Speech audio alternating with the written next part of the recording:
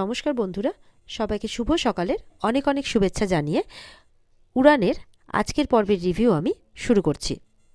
শুরুতে আমরা দেখতে পাচ্ছি যে মহারাজকে তার বাবা বলছে যে চাবিটা দিয়ে দে না, কিন্তু মহারাজ কিছুতেই তার ঘরের চাবি দেবে না, বলে না দেব না। তখন বলছে কেন, ঘরটা তো থাকবি না বলছিস, আবার ঘরটাকে আটকেও রেখেছিস কেন বলতো, এদিকে তুই জেদ ধরে আছিস, ওদিকে পূর্ণিমা জেদ ধরে আছে, তার চেয়ে ওই বাইরে থাকাচ্ছে কটা দিন স্টোর রুমে থেকে জানা, আমি তোর মাকে বোঝাচ্ছি, বুঝিয়ে বলছি, তারপর তুই তোর ঘরেই থাকবি। মহারাজ বলছে না, আমি কেন, আমি আর পূজা এই বাড়ির জন্য অনেক খাটি, অনেক পরিশ্রম করি, তার জন্য একটা ঘর আমাদের প্রাপ্য, থাকলে আমরা আমাদের নিজেদের ঘরেই থাকবো, আর যদি না থাকি তাহলে কাউকে থাকতে দেব না, আমরা বাইরে টেন্টেই থাকবো। আর বাবা, তুমি কেন এসব কথা বলছো, আমি ঝামেলা শুরু করেছি? ঝামেলা তো শুরু করেছো ওই পূর্ণিমা মুখার্জি।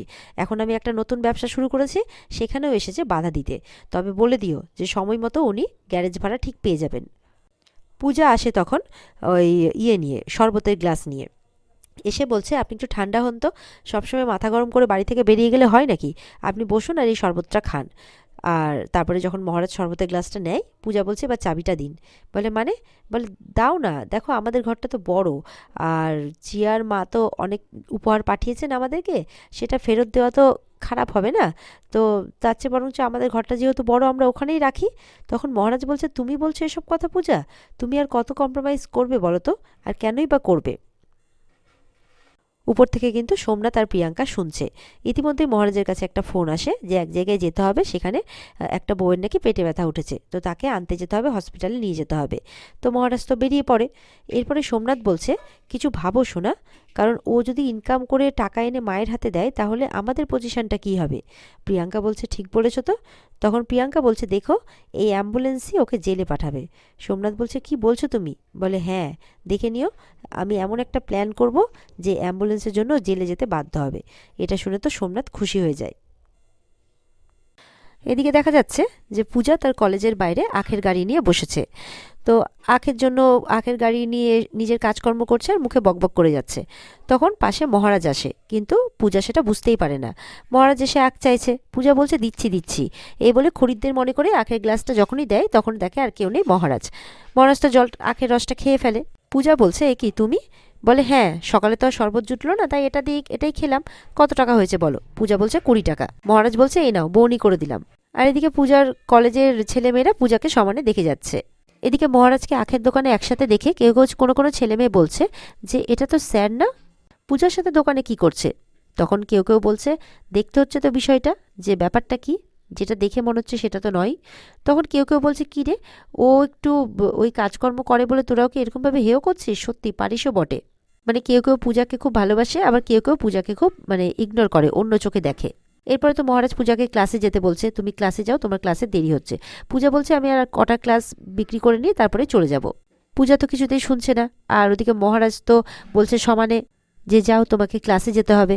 এই বলে মহারাজই আখ বিক্রি করতে শুরু করে দিয়েছে, মানে আখের কাজ করতে শুরু করে দিয়েছে। এদিকে এই নিয়ে পূজা আর মহারাজের মধ্যে ঝামেলা শুরু হয়ে যায়। তখন তো ভিতরের কলেজের ছেলেমেয়েরা বাইরে বেরিয়ে চলে আসে। ইতিমধ্যে পূজার সাথে একজন দেখা করতে আসে, পূজারই ক্লাসমেট, নতুন আলাপ হয়েছে। তখন মহারাজের সাথে আলাপ করতে যাবে কি, মহারাজের দিকে হাতটা বাড়িয়ে দেয়, কিন্তু মহারাজের সাথে হাতটা মেলায় না। মহারাজ তো অবাক হয়ে যায়, ছেলেটির শরীরটা খারাপ করতে থাকে। এই ছেলেটি হচ্ছে সেই ছেলেটি যাকে ছোটবেলায় মহারাজ স্কুলে তার টিফিন শেয়ার করত, যার সাথে, সেই ছোট্ট ছেলেটি যাকে যার সাথে নিজের টিফিন শেয়ার করত যখন তার মা তার জন্য টিফিন নিয়ে যেত। সেই ছোট্ট ছেলেটি মহারাজকে দেখে চিনতে পারে। মহারাজকে দেখে সে মহারাজের দিকে তাকিয়েই থাকে, আর তার শরীরটা যেন কেমন খারাপ করতে শুরু করে, সে উল্টে পড়ে যায়। তখন মহারাজরা তাড়াহুড়ো করে তাকে হসপিটালে নিয়ে যায়, মহারাজের অ্যাম্বুলেন্সে বসিয়ে। সবাই তো অবাক হয়ে যায় যে হঠাৎ করে ছেলেটির কি হলো। এদিকে চিয়ার মায়ের খুব জ্বর এসেছে, চিয়া দৌড়ে দেখতে যাচ্ছে তার মাকে। আর তখন মহারাজের মা বলছে এ কি, কোথায় যাচ্ছ? তখন বলছে মায়ের খুব জ্বর, বাবা তো বাড়িতে নেই, মা একা, তাই দেখতে যাচ্ছি। বলে দাঁড়াও আমিও যাব। বলে মাদার ইন ল তুমিও যাবে? বলে হ্যাঁ, আমিও যাব, চলো, তোমার মায়ের জ্বর আমি দেখতে যাব না, উনি এত কিছু করেছেন আমাদের জন্যে। তখন চিয়ার কোথাও না কোথাও সেটা শুনে ভালো লাগে। আর মহারাজের মা মনে মনে বলছে যাচ্ছি কি আর এমনি, পটিয়ে পাটিয়ে আরও কিছু যদি আদায় করা যায় সেই জন্য যাচ্ছি। এদিকে চিয়ার মা খুব অসুস্থ, খুব জ্বর এসেছে, সেখানে জ্বরে কথাও বলতে পারছে না ঠিক করে। চিয়া তো খুব কান্নাকাটি করছে যে তাড়াতাড়ি একটা অ্যাম্বুলেন্সে ফোন করো, শিবকে বলছে, কিন্তু কোনো অ্যাম্বুলেন্সেই পাচ্ছে না আর কি, সবাই ব্যস্ত। তখন তার মা বলছে, শিবের মা বলছে এ কি, মাথায় আবার রক্ত উঠে গেল না তো, কি হলো আবার, চিয়াকে আরও ভয় ধরিয়ে দিচ্ছে। শিবের মাথায় তখন হঠাৎ করে আসে, আরে দাদাকে ফোন করলে কেমন হয়। শিবের মা তো মুখ ভেঙাচ্ছে। তখন চিয়া বলছে, হ্যাঁ হ্যাঁ হ্যাঁ, অ্যাংরি ম্যানকে ফোন করো। তখন যেই ফোন করে, মহারাজ তো তখন অটোতে সেই ছেলেটিকে নিয়ে যাচ্ছে। এবার মহারাজ লাউড স্পিকারে কথা বলছে। মহারাজ শুনে বলছে, এ বাবা তাই, কিন্তু আমি তো পারবো না রে। এবার পুরো কথা বলার আগে কিন্তু ফোনটা কেটে যায়। মহারাজ হ্যালো হ্যালো করতে থাকে, ওদিকে শিবও কিন্তু শুনতে পায় না। শিব দেখছে ফোনটা কেটে গেল। চিয়া তো তখন ভুল বুঝলো যে কি অ্যাংরি ম্যান পারবে না বলে দিল। এদিকে তখন মহারাজ দেখছে কথা তো বলা গেল না, তাহলে পূজাকে ফোন করে একটা ইনফরমেশন দিয়ে দেয় যে শিবের শাশুড়ি মা মানে চিয়ার মা খুব অসুস্থ, তুমি ইমিডিয়েটলি ডাক্তারকে নিয়ে যাও, ডাক্তারকে নিয়ে যাও সঙ্গে করে। তখন তো কিছুক্ষণের মধ্যে পূজা ডাক্তার নিয়ে যায় ওখানে। তখন চিয়া বলছে, মানে ডাক্তার দেখে বলছে তেমন কিছু সিরিয়াস নয়, এই ঠিক হয়ে যাবে, একটা জাস্ট ভাইরাল ফিভার। তখন চিয়াদের মনে একটু শান্তি পায়। তখন চিয়া বলছে, দি তুমি না থাকলে আমার মাটার কি হতো বলো তো। বলে, আমি নয়, তোমার অ্যাংরি ম্যানই ডাক্তার পাঠিয়েছেন। বলছে, ও আচ্ছা, অ্যাম্বুলেন্স তো পাঠালো না, যাক ডাক্তার তো এসেছেন। বলে, না আসলে তোমার অ্যাংরি ম্যান একজন পেশেন্টকে কিন্তু পূজাকে কথাটা বলতেই দিল না। চিয়া বলছে, থাক দি, থাক, এখন তো মন মেজাজ ভালো নেই, তাই আর শুনতে ভাল লাগছে না। তবে একটা বিশ্বাস ছিল তো অ্যাংরি ম্যানের উপর, যাই হোক ঠিক আছে, অসুবিধে নেই। এইভাবে বলছে আর কি চিয়া, মানে চিয়া মহারাজকে ভুল বুঝলো। পূজাও এটা বুঝতে পারলো যে চিয়া আর তার বন্ধু মানে মহারাজের মধ্যে একটা ভুল বোঝাবুঝি হচ্ছে। আবার চিয়ার শাশুড়ি মানে শিবের মা বলছে, দেখলে তো ও বাড়ির কোনো কাজে আসে না, এই জন্যই আমি রেগে যাই, এরকমভাবে বলছে। ওদিকে মহারাজ তো হসপিটালে সেই ছেলেটিকে নিয়ে গেছে, ছেলেটির বিপি হাই। তো ডাক্তার বলছে, ঠিক আছে বিপিটা একটু হাই হয়ে গিয়েছিল এটাই।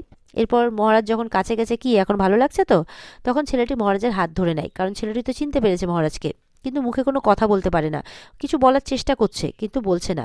মহারাজ বলছে, কিছু বলবে তুমি আমাকে। শুধু মহারাজের হাতটা ধরে রেখেছে আর ইশারা করছে। তখন ডাক্তারকে মহারাজ জিজ্ঞাসা করছে, কেন এমনটা করছে বলুন তো। তখন বলছে যে মনে হয় ও কোনো একটা ট্রমার মধ্যে দিয়ে যাচ্ছে, সেই জন্য ও কিছু বলতে পারছে না। মহারাজ তখন মনে মনে বলছে, কিন্তু ও আমাকে কিছু একটা বলতে চাইছে কেন। এদিকে মহারাজ বলছে যে ওকেও আমার খুব চেনা চেনা লাগছে, কিন্তু আমি কিছুতেই বুঝতে পারছি না। ছেলেটাকেও বলছে, তুমি কি আমাকে চেনো, কিন্তু ছেলেটা ইশারা করছে, কিন্তু মহারাজ সেরকমভাবে বুঝতে পারছে না। আর এদিকে মহারাজরা ঘর ছেড়েছে বলে, বাইরে থাকছে বলে, মহারাজের বাবা বসার ঘরে নিচে শোবে আর কি, মাটিতে মাদুর পেতে। তো সোমনাথ প্রিয়াঙ্কা তো বারণ করছে যে আপনার শুধু শুধু আপনার কাছে সহানুভূতি হাসিল করার জন্য ওরা এমনটা করছে। তখন মহারাজের বাবা বলছে, তোমাদের পরিকল্পনা না আমি খুব ভালো করেই বুঝি, ছকটা ভালো করে বুঝতে পারি, কিন্তু কিছু করতে পারি না, তো সুতরাং আমারটা আমাকেই করতে দাও। মহারাজের বাবা ওদেরকে কিছুতেই বাইরে থাকতে দিবে না মহারাজদেরকে, তাই এবার এরকমটা করছে। আর ওদিকে পূজা দেখছে যে চিয়া আর মহারাজের মধ্যে মানে তাদের বন্ধুত্বের মধ্যে চিড় ধরছে। আর এখানে আজকের পর্ব শেষ হয়ে যায়। তো বন্ধুরা, এই ছিল আজকের পর্বের রিভিউ। ভালো লেগে থাকলে অবশ্যই পর্বকে লাইক, কমেন্ট আর চ্যানেলকে সাবস্ক্রাইব করে দেবে। দেখা হবে তোমাদের সাথে আগামীকালকে নতুন পর্বের রিভিউ নিয়ে। আর আজকের পর্বের ফুল এপিসোড দেখতে অবশ্যই স্টার জলসার পর্দায় যথাসময়ে চোখ রাখবে। তাহলে আজকের মতো এই পর্যন্তই, ভালো থাকবে, টাটা।